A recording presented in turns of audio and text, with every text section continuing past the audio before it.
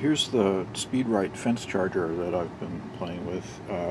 Now using a 22 microfarad 250 volt capacitor there, and I've taken this transformer and the neon bank out of the circuit, and instead I've wired in a little 12 volt Automotive Ignition Coil there, and there's a little spark gap there, so let's see if it'll actually work.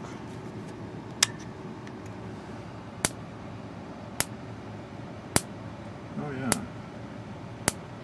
Of course, the frame rate of the camera might be missing some of those sparks,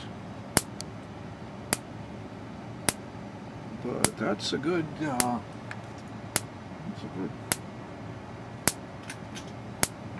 good sparking distance there.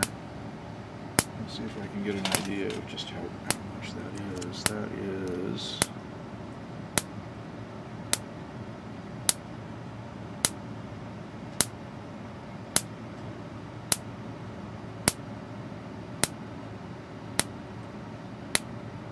That is about 3/8 of an inch there, almost half an inch of a nice spark coming out of this little system. All right.